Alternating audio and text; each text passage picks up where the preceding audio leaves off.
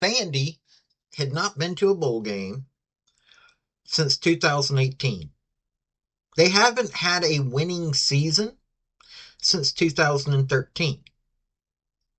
On top of that, they hadn't been ranked since 2013 when they finished ranked. 2013 was when James Franklin, who is now the Penn State head coach, left Vandy for greener pastures because Vandy has never been a greener pasture in the modern day. Has it been greener pastures? At one time, they were a powerhouse. They're a strong powerhouse. The rivalry between Tennessee and Vandy stems from that time. This year, they had a winning season. They went to a bowl game, won the bowl game. Well, they didn't have a winning season until they won the bowl game. They've been okay all season. They went 6-6. So they had a winning season up until the last three games. So we're going to discuss this season Vanderbilt Commodore football. This is Paul for Redneck Sports. I believe that everybody should win in life, or at least attempt to.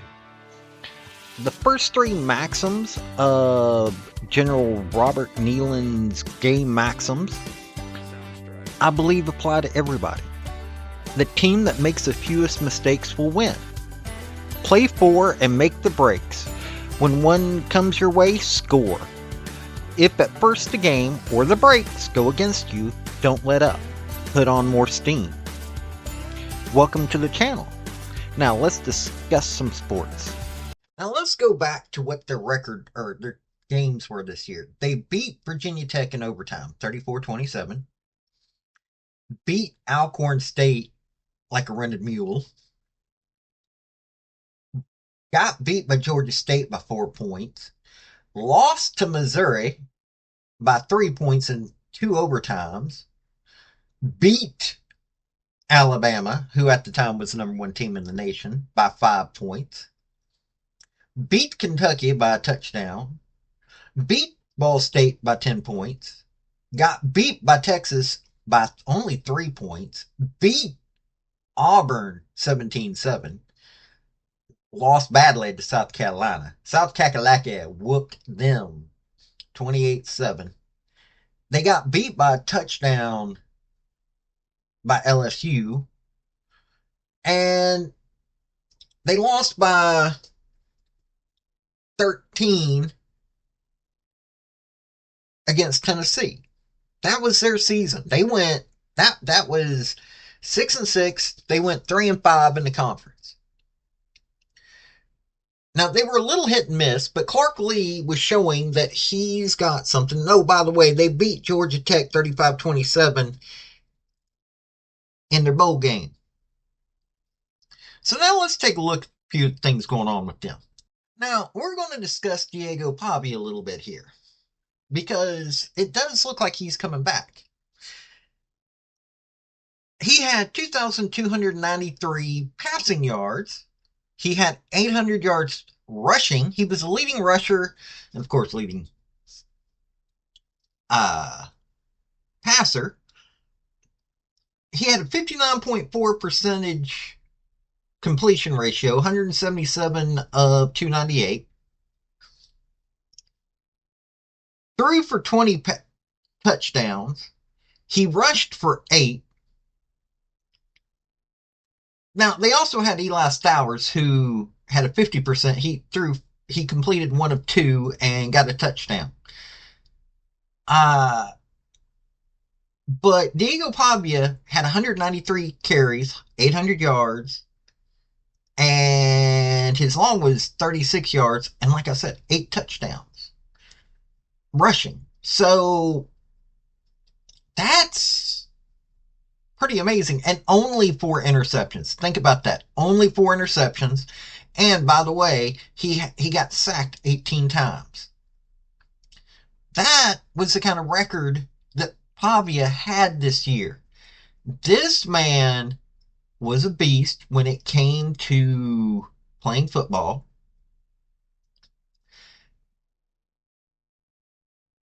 He really, I mean, this is a guy that he's responsible for 48 points. So, yeah, 20 TDs throwing, only 4 interceptions, QBR rating 74.6. That's what you're looking at. So, he may be coming back. Now let's look at the rest of their offense. Eli Stowers was their best receiver, 638 yards. Um Eli Stowers received 49, 638, 5 touchdowns. Junior Sherrill, 29 receptions, 411 yards, 3 touchdowns. Quincy Skinner Jr., 29, 367, and 3. Cedric Alexander had 1 touchdown, 23, 238. So he was averaging 10 yards. I mean, they were all averaging really good yardage. AJ Newberry, 2 touchdowns. Richie Hoskins, 2 touchdowns. Cole Spence, 1 touchdown. Joseph McVay, 1 touchdown. And Carnarine Johnson, 1 touchdown. Oh, also, Miss Gabe Fisher. So this was what they were doing. But not only did Eli Stowers have that 638 yards, he also had 6 carries rushing, 7 and no touchdowns though. Diego Pavia had the 8, like I said before. Cedric Alexander had 6 touchdowns. AJ Newberry had 3. Nate Johnson had 1. Cedric Alexander, 164 carries, 586 yards. AJ Newberry, 41, 185.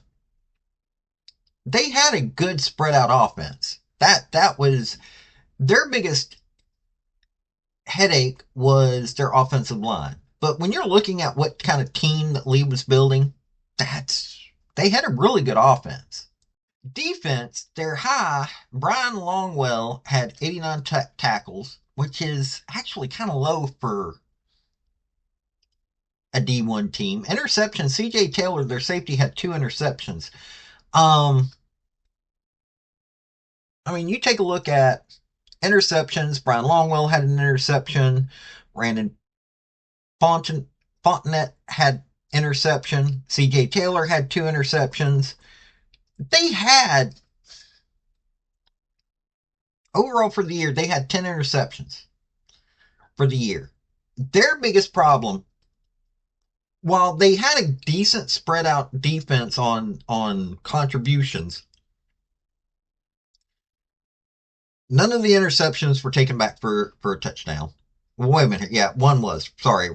Brandon Fortinet, linebacker, got one. Got 1 touchdown. He, 1 interception, 29-yard run, got an interception. But their defense was a typical Vandy defense. I'm not saying anything bad about it. I mean, you're talking about Vandy. Vandy's not known in modern day of being that powerful of a team.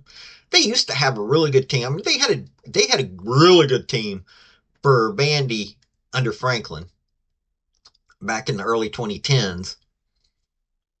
1980s, they had a decent team, and they had been doing so, but modern day, they've never had that good of a defense. Well, that's part of the reason why they were hit and miss, in my opinion. Really. I mean, you take a look at their schedule and what they did, that was the deciding factor, in my opinion, of a lot of this. Their loss to Georgia State, I can guarantee you their loss to Georgia State, because I don't have it right off. Don't I haven't seen I never actually got to see that game, I'll admit it. Um, you take a look at close games like that, it was more about frustrating Alabama's defense than it was about frustrating their offense. I mean, 40-35, yeah, it wasn't a defensive battle. So that was their biggest weakness this year. Now I know this is a little bit longer of a video breaking down a team than I have on some of the teams, but Vandy was impressive this year for it being Vandy. And I like me a little bit of Vandy football. I still recognize the rivalry. Don't get me wrong. George Capagee's spirit still resides with this old boy. But this was a far improved team. Clark Lee, what he was able to do with this team this year was pretty impressive. I mean, you have to give him that. This was a pretty impressive team. And Clark Lee's a bandy boy. That's one of the things about it. Clark Lee's a bandy boy. So this could become a standard where they're back to being scary again. I'm not saying that they're necessarily going to have,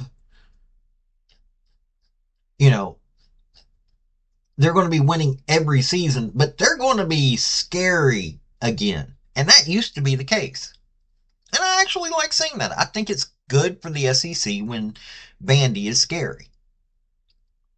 Even as a Tennessee homer, I will admit, I think it's a good thing when Vandy is scary because if the team that is considered the weakest at any one time is considered scary, everybody else has got to step up. And that's what we need in the SEC. Well, this has been Paul with Redneck Sports. Y'all have a good day now. Bye. Thank you for watching this video. I've had some fairly good success with all of my Redneck Sports stuff, and I hope you enjoyed the topic. If you did, like, subscribe, comment, all that rigmarole, and also just let me know what you want to hear about. I'll give a redneck spin to this stuff. Let me tell you, I love sports, so I love people that want to join me in that. This has been Paul with Redneck Sports. Y'all have a good day now. Bye.